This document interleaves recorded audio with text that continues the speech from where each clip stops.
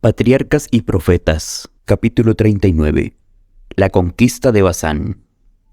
Después de rodear a Edom por el sur, los israelitas se volvieron hacia el norte y otra vez se dirigieron hacia la tierra prometida. Su camino pasaba ahora por una alta y vasta llanura, refrescada por las brisas vivificantes de las colinas. Fue un cambio grato después del valle árido y calcinante por el cual habían viajado. Así que avanzaban llenos de ánimo y esperanza. Habiendo atravesado el arroyo de Zaret, pasaron al oriente de la tierra de Moab, pues se les había dado la orden: no molestes a Moab ni le hagas la guerra, pues no te daré posesión de su tierra, porque yo he dado a Ar como heredad a los hijos de Lot. Y se les repitió la misma orden con respecto a los amonitas, que eran también descendientes de Lot. Continuando hacia el norte, los ejércitos de Israel llegaron pronto a la tierra de los amorreos. Este pueblo fuerte y guerrero ocupaba originalmente la parte sur de la tierra de Canaán, pero al aumentar en número, cruzaron el Jordán, guerrearon con los moabitas y les quitaron una parte de su territorio. Allí se establecieron y dominaban sin oposición toda la tierra, desde el Arnón hasta el Jaboc en el norte. El camino que los israelitas deseaban seguir para ir al Jordán pasaba directamente por este territorio. Y Moisés le envió un mensaje amistoso a Sehón, rey de los amorreos, en su capital: pasaré por tu tierra por el camino iré, sin apartarme a la derecha ni a la izquierda. La comida me la venderás por dinero, y comeré. El agua también me la darás por dinero, y beberé, solamente pasaré a pie. La respuesta fue una negativa terminante, y todos los ejércitos de los amorreos fueron convocados para oponerse al paso de los invasores. Este ejército formidable aterrorizó a los israelitas, que distaban mucho de estar preparados para sostener un encuentro con fuerzas bien pertrechadas y disciplinadas. Los enemigos le aventajaban ciertamente en capacidad para la guerra, y a juzgar por las apariencias humanas, pronto acabarían con él. Pero Moisés mantuvo fija la mirada en la columna de nube, y alentó al pueblo con el pensamiento de que la señal de la presencia de Dios estaba aún con ellos.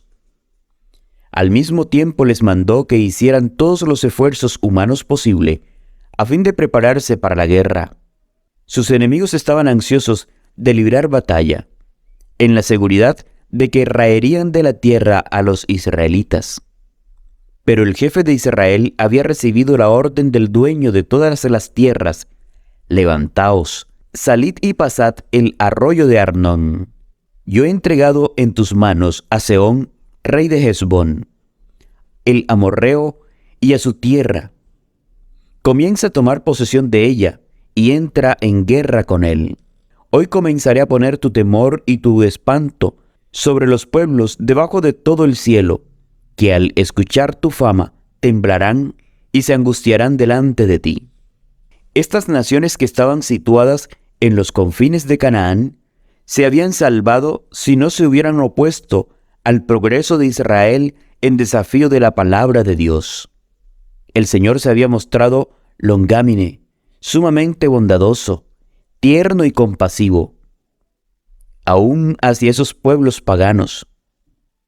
Cuando en visión se le mostró a Abraham que su posteridad, los hijos de Israel, serían extranjeros en tierra ajena durante 400 años, el Señor le prometió en la 4ª generación, porque hasta entonces no habrá llegado a su colmo la maldad del amorreo. Génesis capítulo 15, versículo 16. Aunque los amorreos eran idólatras, que por su gran iniquidad habían perdido todo derecho a la vida, Dios los toleró 400 años y les dio prueba inequívocas de que Él era el único Dios verdadero, el hacedor de los cielos y la tierra. Ellos conocían todas las maravillas que Dios había realizado al sacar de Egipto a los israelitas. Les dio suficiente evidencia, y podrían haber conocido la verdad si hubieran querido apartarse de su idolatría y de su vida licenciosa, pero rechazaron la luz y se aferraron a sus ídolos. Cuando Dios condujo a su pueblo por segunda vez a la frontera de Canaán, proporcionó evidencias adicionales de su poder a aquellas naciones paganas. Vieron que Dios había estado con Israel en la victoria que estuvo sobre los ejércitos del rey Arad y de los cananeos, y en el milagro obrado para salvar a los que perecían por las mordeduras de las serpientes. Aunque se les había negado el permiso de pasar por la tierra de Edom, y por ello se habían visto obligados a tomar la ruta larga y difícil a orillas del Mar Rojo, los israelitas no habían manifestado hostilidad en todos sus viajes y campamentos frente a las tierras de Edom, de Moab y de Amón, ni habían hecho daño alguno a la gente o a sus propiedades.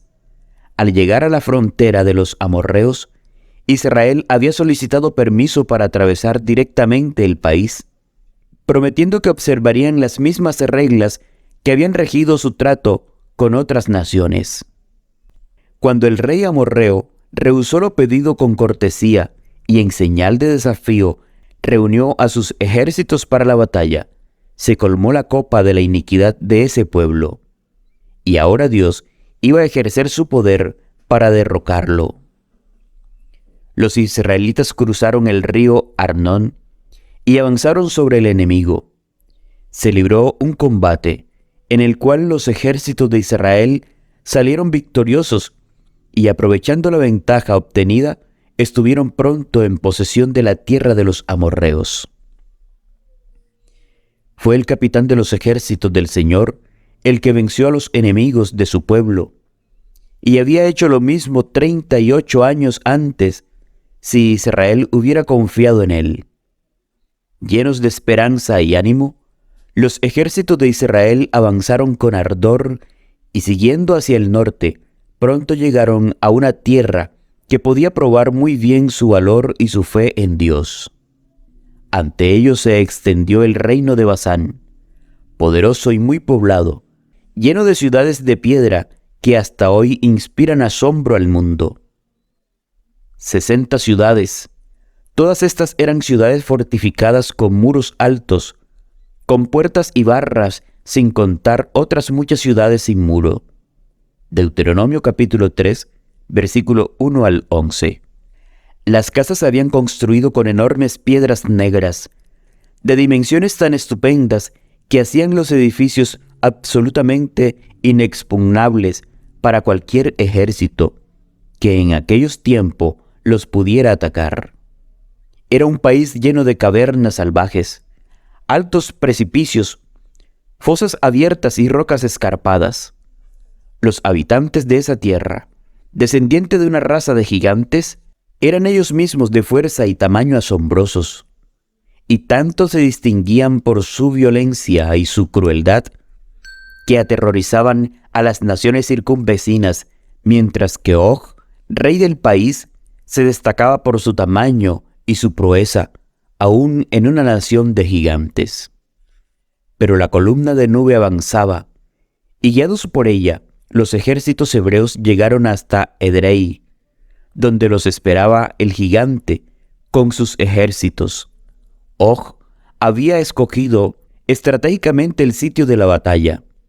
La ciudad de Edrei estaba situada en la orilla de una meseta cubierta de rocas volcánicas y desgarradas que se levantaban abruptamente de la planicie. Solamente podía llegarse a la ciudad por desfiladeros angostos y escarpados. En caso de ser derrotadas, sus fuerzas podrían encontrar en aquel desierto de rocas un refugio donde los extranjeros no podrían perseguirlas. Seguro de su éxito, el rey salió con su enorme ejército a la llanura abierta, mientras que se oían los gritos desafiantes que partían de la meseta superior, donde se podían ver las lanzas de millares deseosos de entrar en liza. Cuando los hebreos miraron la altura de aquel gigante de gigantes que sobrepasaba a los soldados de su ejército, cuando vieron los ejércitos que lo rodeaban y divisaron la fortaleza aparentemente inexpugnable, detrás de la cual Miles de soldados invisibles estaban atrincherados. Muchos corazones de Israel temblaron de miedo. Pero Moisés estaba sereno y firme. El Señor había dicho con respecto al rey de Basán: «No tengas temor de él, porque en tus manos lo he entregado, junto con todo su pueblo y su tierra. Harás con él como hice con Sehón, el rey amorreo, que habitaba en Hesbón». Deuteronomio capítulo 3, versículo 2. La fe serena de su jefe inspiraba al pueblo a tener confianza en Dios. Lo entregaron todo a su brazo omnipotente, y él no les faltó.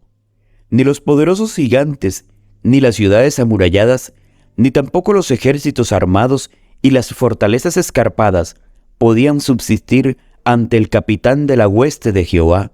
El Señor conducía al ejército. El Señor desconcertó al enemigo y obtuvo la victoria para Israel. El gigantesco rey y su ejército fueron destruidos, y los israelitas no tardaron en poseer toda la región.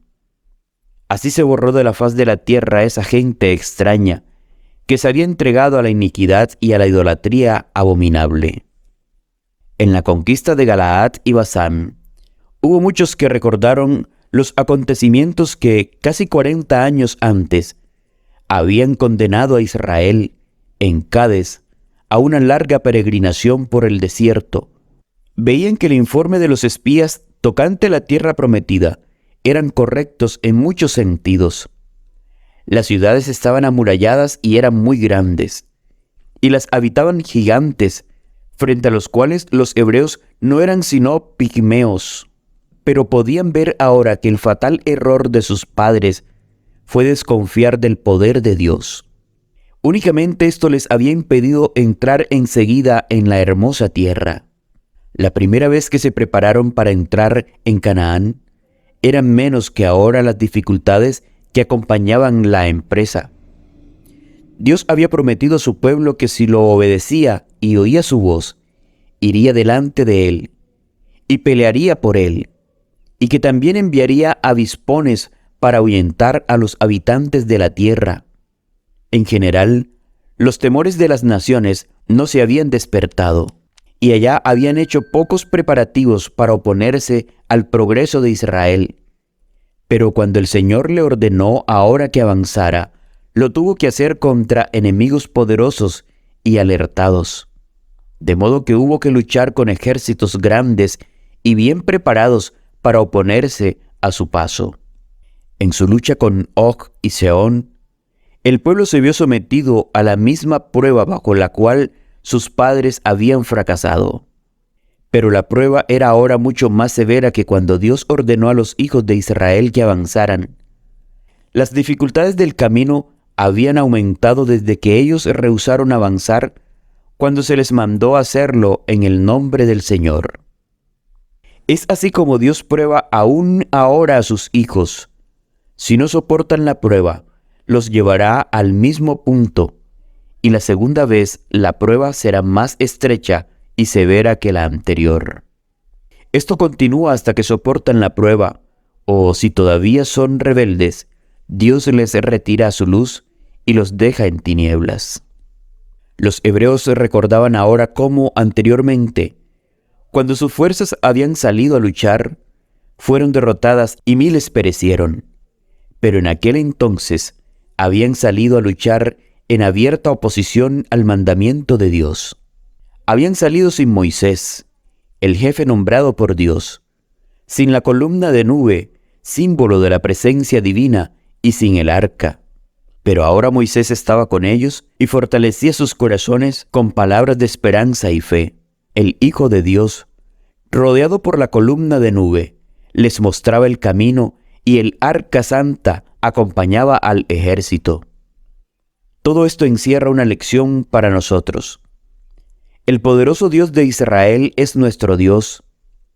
En Él podemos confiar, y si obedecemos sus requerimientos, obrará por nosotros tan poderosamente como lo hizo por su antiguo pueblo.